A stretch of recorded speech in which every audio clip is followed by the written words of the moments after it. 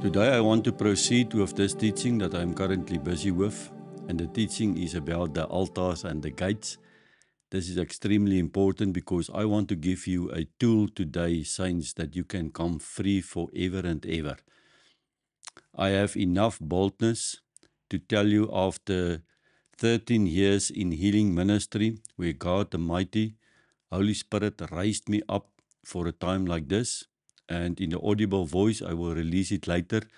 On the 29th of September, he said that I now need to pass over everything that I have learned you, says the Lord, to competent leaders to teach the congregation. So we are struggling, we are praying, we are fasting, but the breakthrough is not coming. And the predominantly reason for this is the altars and the gates are still open.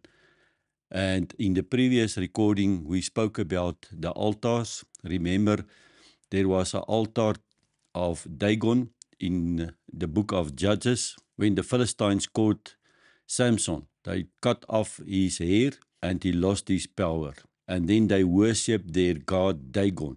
And then when we fast forward now, where the Ark of Covenant was stolen by the Philistines, they put that Ark of God in front of their god Dagon. Those two altars cannot coexist. So the altar of Dagon fell down, broke in pieces, and the Philistines said, no, we need to get rid of these altars. And so now we find the same altar, two altars, the altar of Baal and the altar of God. Jezebel destroyed the altars of God. And so Elijah came and he totally restored it. And he said to the people there, if it is Baal, let it be Baal, then God knows exactly what to do. But if it is not Baal anymore, let it be God. So with that background, I don't want to repeat now everything. I want to move on to the gates. And this is extremely important, and I want to give you a word from the book of Ezekiel. The gates is the open umbilical cord, a spiritual umbilical cord back in time to Adam and Eve because of our sin nature. All of us are born into corruptible seed, and therefore the Messiah was saying you need to be born again, this time from incorruptibility. And so most of us did not cut the spiritual umbilical cord, and that cord is feeding our DNA over generations from generations. And because of that, we have this filthy altars that I will come back to deal with. I hope that makes sense to you. So let's go to the book of Ezekiel, and I want to read a few scriptures to you that will enlighten this topic to you. So I'm reading from Ezekiel 16, verse 1 to 3 in the Passion Bible. God's message came to me, to Ezekiel, Son of man, confront Jerusalem with an outrageous violation. Say this, the message of God, the Master to Jerusalem. You were born and bred among Canaanites. Listen carefully what the Lord is now saying here. Your father was an Amorite and your mother was a Hittite. So this clearly indicated to us that when we have corruptible seed like the Amorites and the Hittites, it will influence the gates. So let's proceed, verse 4 and 5. On the day you were born, your umbilical cord was not cut. Who of you are still linked with your mother's womb? When a baby is coming out of the womb, immediately the medical doctor will cut the cord. But here Ezekiel is saying that your umbilical cord was not cut. That means the Hittites, the Amorites, and the pesticides, as the Bible calls it, they are still in our bloodline, and we need to get rid of it, the corruptible seed. You weren't bathed and cleaned up. You weren't rubbed with salt. You weren't wrapped in a baby blanket. No one cared a fig for you, says the Message Bible. No one did anything to care for you tenderly in these days and ways. You were thrown out into a vacant lot and left there, dirty and unwashed, a newborn nobody wanted. Are you hearing what the Lord is saying here? You are not washed, but in the New Testament we are washed by the blood of the Lamb. But here, because of this umbilical cord, you are still attached to the Hittites and the Amorites. And that brings in the filthiness. And because of that, there are wrong altars in our DNA. Verse 13 and 14. You were provided with everything, precious and beautiful, with exquisite clothes, elegant food, garnished with honey and oil. You were absolute, stunning, says the Lord. You were a queen. You become world famous, a legendary beauty brought to perfection by my adornments, the Greek God, your master. I hope that you are hearing what the Holy Spirit is telling us. Because of the blood of the Lamb, you become beautiful. But here is the problem, saints. We now took that beauty and we defile it because of this spiritual umbilical cord that is now feeding the altars. So let us continue verse 20. And then you took your sons and your daughters, whom you had given birth to us, whom you had given birth to as my children. You killed them, you sacrificing them to idols. Wasn't it bad enough that you had become a whore? And now you are a murderer, killing my children, sacrificing them to idols. If you just go before those verses, you will see they took everything and they made idols and they start idol worshipping. When I'm speaking these words to the congregation, most of you will tell me, but we are not doing this. Yes, we are doing it. We're killing our babies through abortion. Do you know how many believers sitting in sessions with me who went through abortions? Just go to the statistic, and that is only the recorded abortions, let alone the rest. Yeah, but we are not in idol worship. Well, everything that takes more time than the time with you and Yahweh is an idol. Sorry to say, let's speak these things directly to you. We are in idol worship and we now offer our children to religion. That's why you don't believe in baptism. Some churches just put some 3 drops of water in front of a child's head, sprinkling, and then they believe it's the right thing. No, you offered your child to that congregation, to that religion. That is exactly what Ezekiel is now speaking here. So let us continue. Verse 28. You went on to fornicate with the Assyrians. Your appetite was insatiable, but still you weren't satisfied. You took on the Babylonians, the country of the businessman, and you weren't satisfied. Saints, we are doing the same things here. We are looking for things that can satisfy our souls, but I can tell you one thing, nothing will satisfy you. Satisfaction is coming from the Lord. Your soul can only be saturated and content when He came into your life. Verse 30. What a sick soul. I am in agony when I read this. What a sick soul we now left with. Because of the spiritual umbilical cord that is not cut off. These altars lead us now to a pathetic, broken soul. Doing all this stuff, the champion war. You built your bold brothels at every major intersection, open up your whorehouses in every neighborhood, but you were different from regular whores in what you wouldn't accept a fee. Now when we go to the next verse, 37, 38, for me it is the answer, and maybe you don't read it like that, but me going into courts every week with people to get rid of the brokenness in the soul, this is for me profound. Listen to verse 37. I'll assemble them as a courtroom of spectators around you. The Lord is inviting us to a courtroom, and I'm going to close this series with this court cases.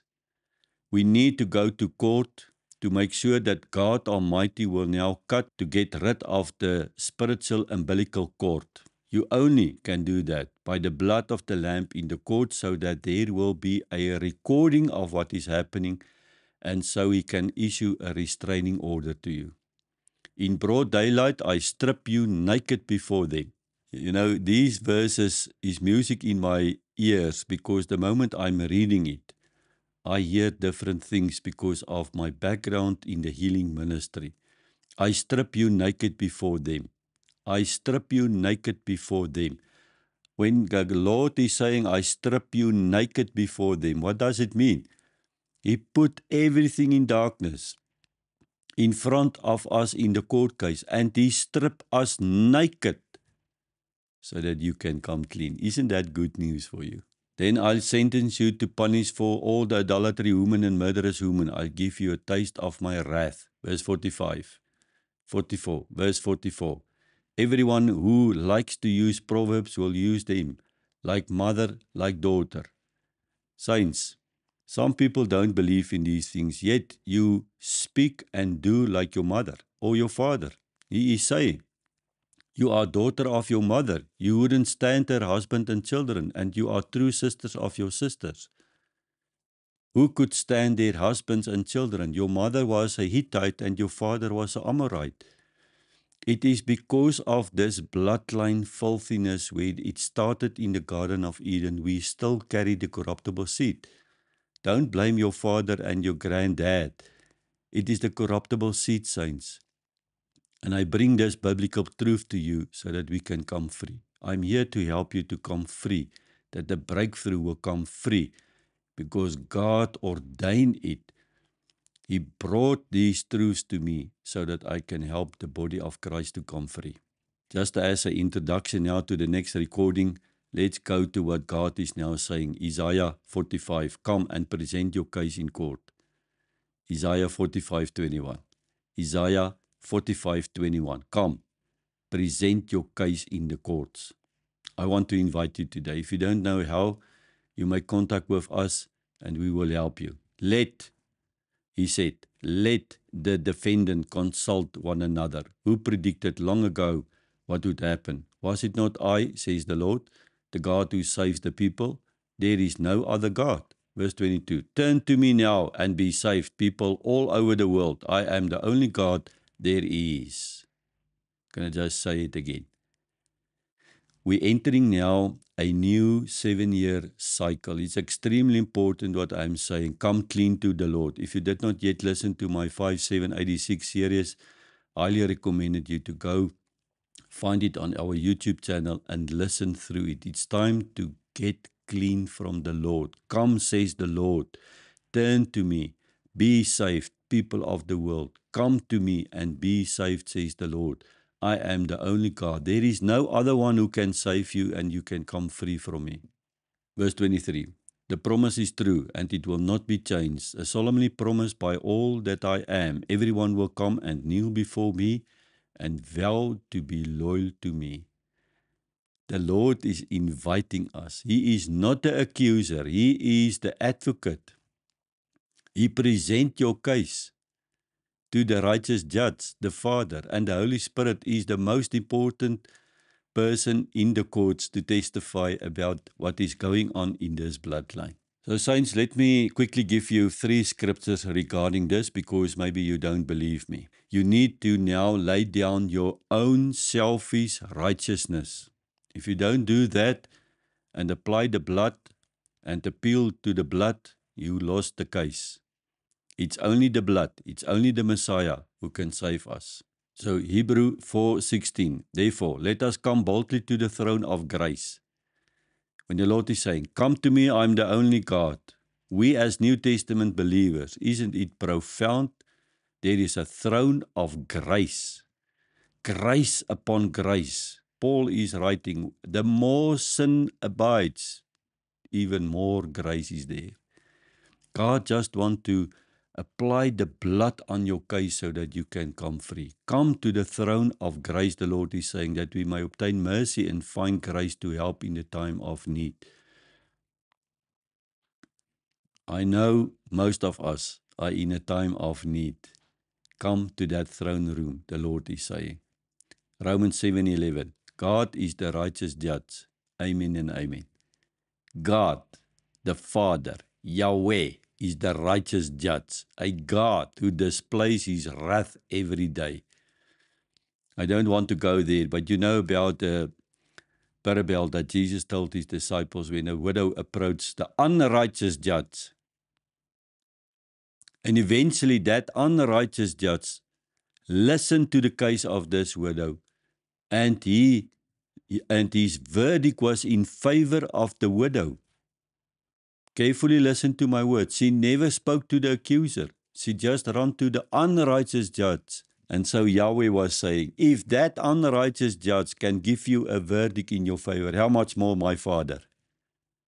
So come to the throne of grace and get the verdict in your favor.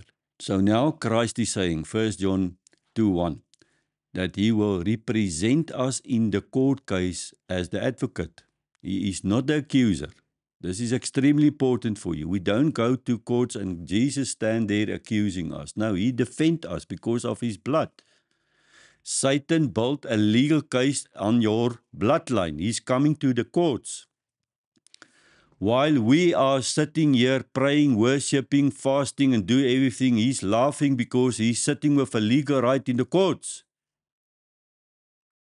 You cannot approach the courts if it is not a legal case. Therefore, the Messiah is asking, come, let me represent you now in this court case. I already paid it all. So he's saying, my little children, these things I write to you so that you may not sin. And if anyone sins, we have an advocate with the Father.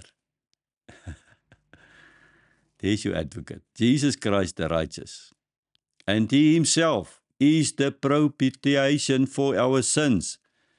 And not only for ours only, also for the whole world. You need to listen to these messages over and over to come free. I want to proceed with the next recording to tell you the situation that we are currently in this world.